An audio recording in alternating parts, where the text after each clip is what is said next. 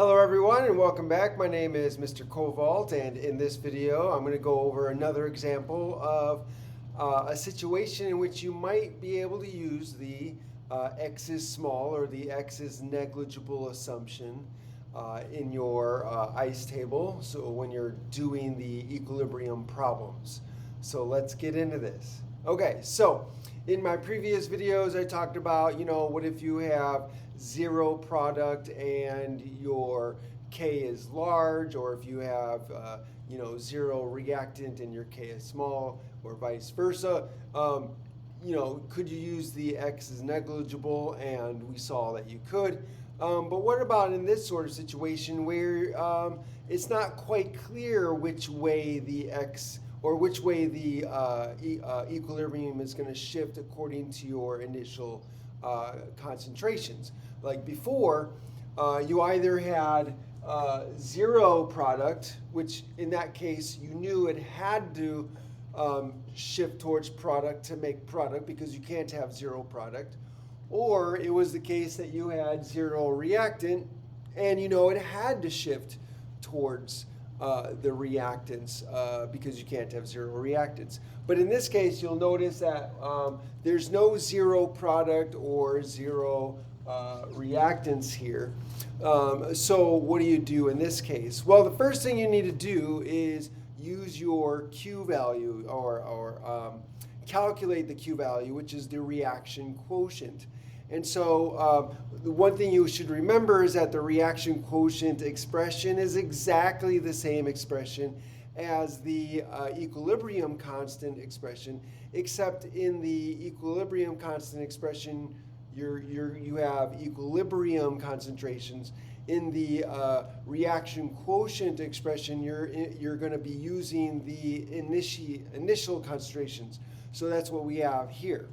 So we have to plug in the values and see what our Q value is, and then compare that with our equilibrium constant expression. So here, let me just point out that here we have our equilibrium constant. It's 1.0 times 10 to the 5. It's a very large number, so that indicates that the equilibrium favors products. So at equilibrium, we should have a lot of product and very few reactants. Okay, but we need to figure out which way is it going to shift, and is it going to shift in the same direction as we would expect for our, according to our K value. So let's go ahead and do that. Okay, so the Q expression again, Q of equilibrium, is going to be equal to the concentration of products over reactants, right, raised to their coefficients as powers, right? So we'll start with the products on top. So we have the C, so it's going to be the concentration of C raised to the power of 3, since our coefficient is a 3. And then we're going to multiply that by our concentration of D, and that's raised to the 1 power, right? So we don't write ones. And then that's going to be over, and then the reactants on the bottom. So it's going to be A, so it's concentration of A. Again, the coefficient is 1, so it's raised to the 1 power, and then we're going to multiply that by the concentration of B. And again, since the coefficient is 1, it's going to be raised to the 1 power. And so now we have our expression for the reaction quotient. So now all we need to do is plug in the values of our initial concentrations. So let's go ahead and plug that in. So C is 1.0, so it's going to be 1.0 raised to the 3rd power, multiplied by the concentration of D, which is 2.0. And then we're going to divide that by the concentration of A and B. So the concentration of A is 3 times 10 to the negative 5. So we're going to put that in here. So 3 3 times 10 to the negative 5. And then we're going to multiply that by the concentration of B, which is 0.10. So 0.10. Okay. So now we plug that in, and then we use our calculator to calculate. And when we do that, we get 6.7 times 10 to the 5.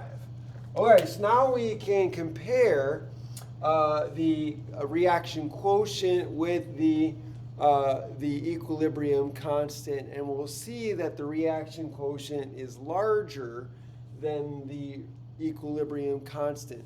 What that means is that the initial concentrations that we begin with start off with too much product, right? So remember, this is a ratio, so products over reactants. So this ratio is larger than this one, right? Meaning that the products that we have is larger than we would want at equilibrium.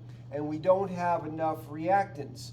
So that tells us that the reaction has to switch or shift in order to undo or decrease the amount of product and increase the amount of reactant. And that means it's going to have to shift towards the reactant. So it's going to shift to the left.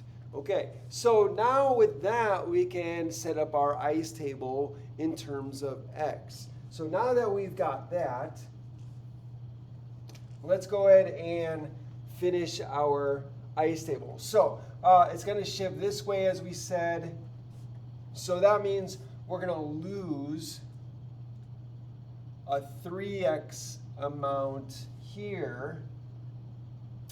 We're going to lose an x amount of D, and we're going to gain a proportionate amount, right? So since there's a 1 here, the coefficient is a 1, so we're going to gain a positive x amount of substance B, and we're going to gain, again, since this is 1, we're going to gain a positive x amount of A. So we're losing 3 times as much of C. We're losing one time amount of D, and we're gaining an X amount, each proportional by 1 to 1, of being A. And now to get the equilibrium concentration expressions in terms of X, now we just add these together. So at equilibrium, this is going to be 2.0 minus X. This is going to be 1.0 minus 3X. This is going to be 0.10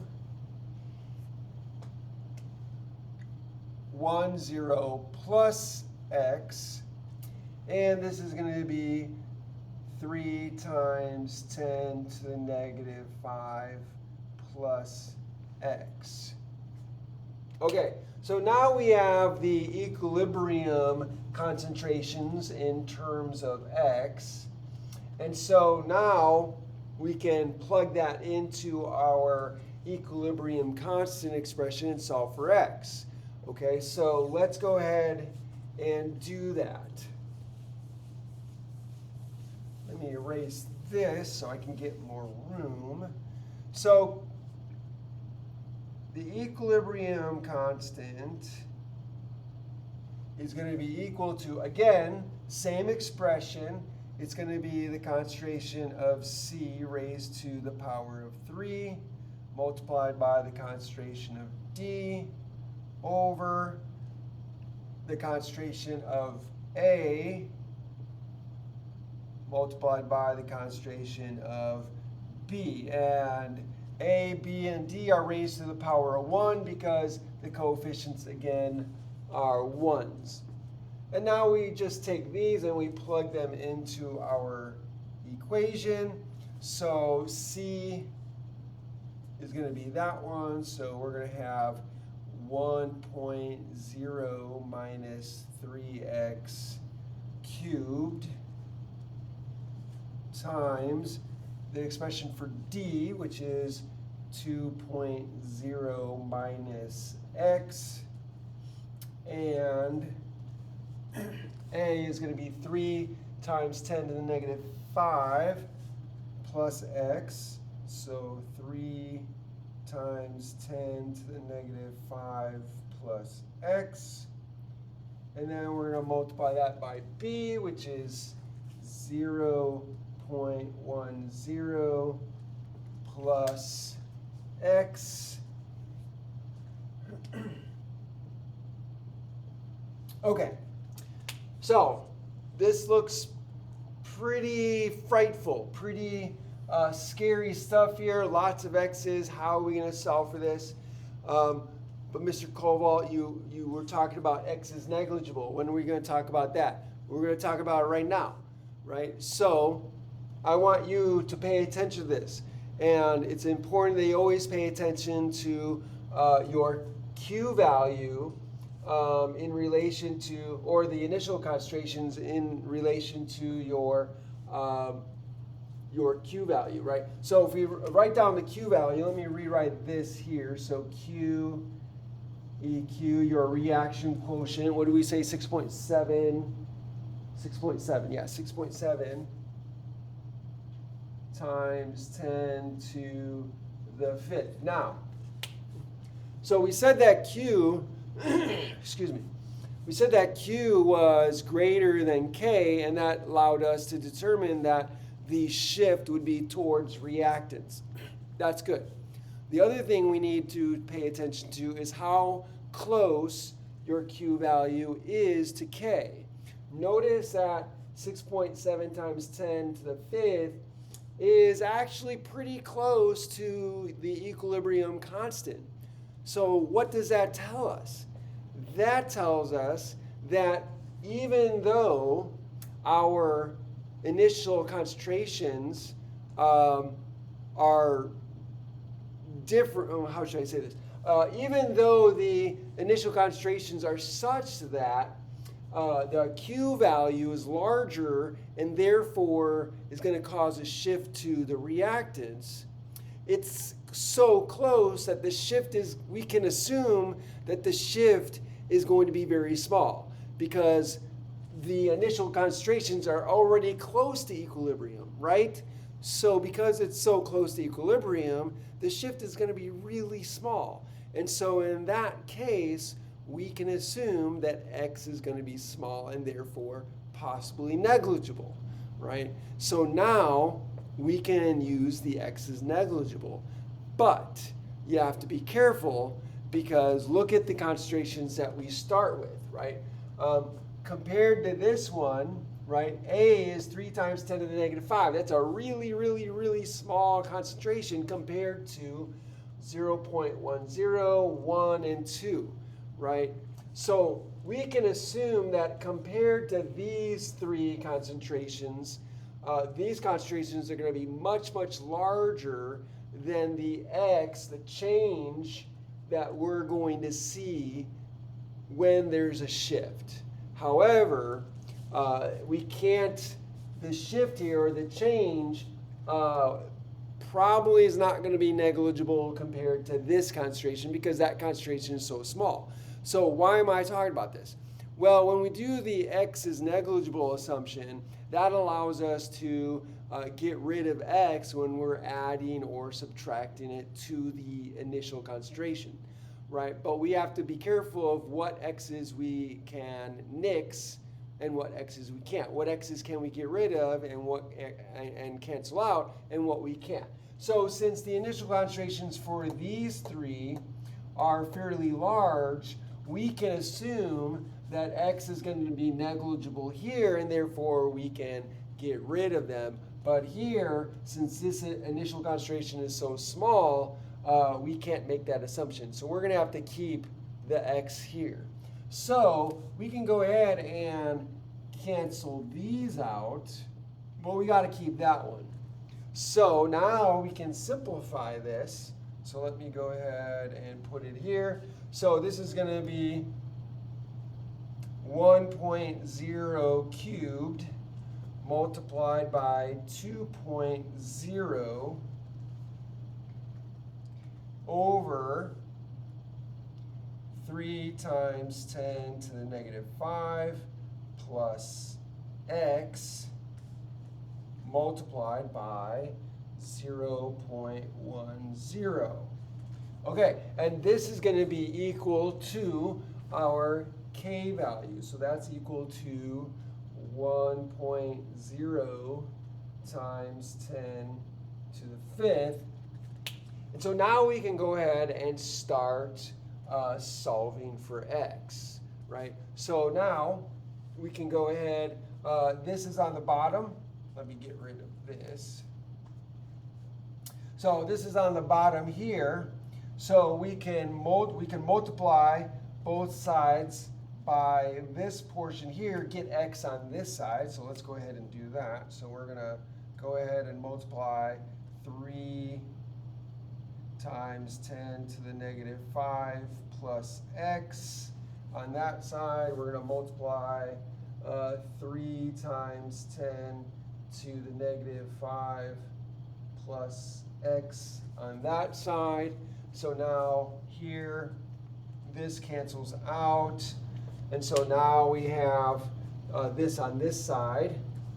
So now if we multiply this is 1 cubed. 1 cubed is 1, which is just 1 times 1 times 1, which is 1, right? So that's going to be 1 times 2.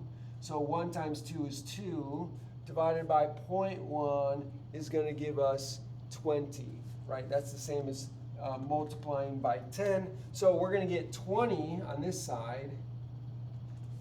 And that's going to be equal to 1.0 times 10 to the 5th times 3 times 10 to the negative 5. Well, if 10 to the 5th is multiplied by 10 to the negative 5, add those exponents together, you get 10 to the 0, and that's just 1. So this ends up becoming 1 times 3, right?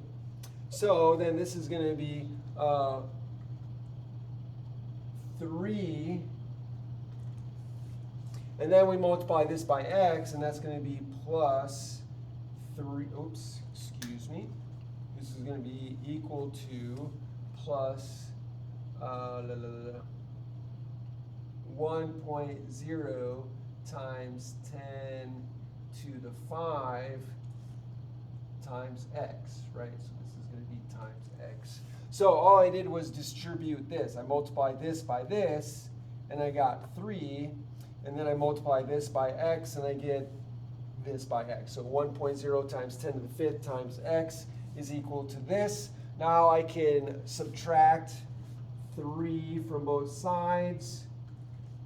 That's going to give me 17 equal to 1.0 times 10 to the 5th, right, times x. And now all I need to do is divide both sides by 1.0 times 10 to the 5th. So then I get, I'm going to bring this up here for room. So x is going to be equal to 17 divided by 1.0 times 10 to the 5th. And when I do that calculation, I get 1.7 times 10 to the negative 4. So this is going to be equal to 1.7 times 10 to the negative 4. And so that's my change. Okay, so now you can see that x is pretty small, right?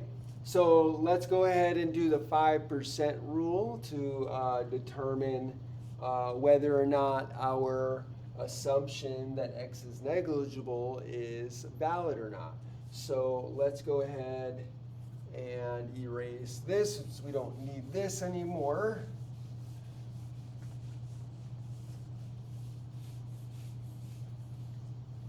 Okay, so we have our x, And so we want to choose a initial reaction that's going to give us the largest error possible. And so we have to look at the ones that we eliminated x from. So remember, this one, we didn't eliminate x from that one, so we don't want to look at that concentration. We only want to look at the concentrations from which we eliminated x and have made that assumption. And so out of these three, right, we eliminated x, x, and x, so we want to look at, okay, we want to look at the change versus the initial concentration and give which one is most likely to fail, right? Which one's going to give us the most likely to fail? And we want the ones that are where the change and the initial concentration are the closest, right? So here we have a larger concentration compared to x, right? Here we have a smaller concentration compared to x, right? So here this would be closer than this one.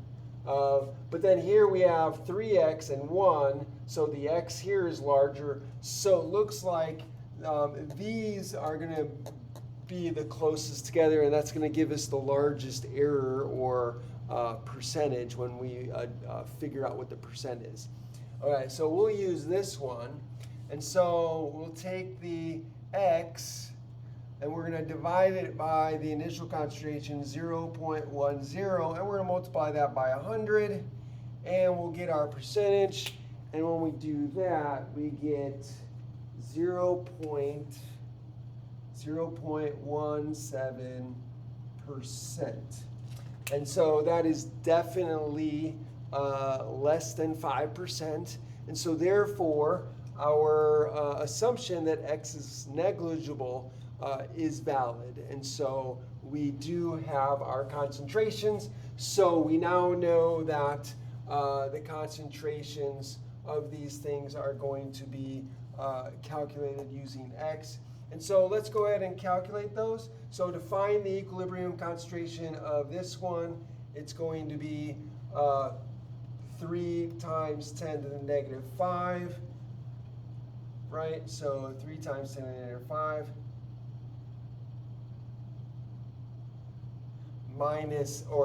plus x, and our x was 1.7 times 10 to the negative 4. And so that's going to be equal to 2.0,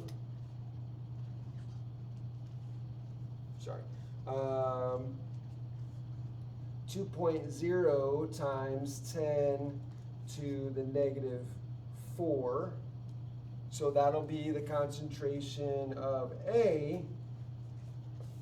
And then the concentrations of B, C, and D are just whatever the initial concentrations are, because again, we assumed that x was negligible and we didn't subtract or add x to that. So then the initial concentration, or the equilibrium concentration would be essentially 0.104 B, 1.04 C, and 2.04 D.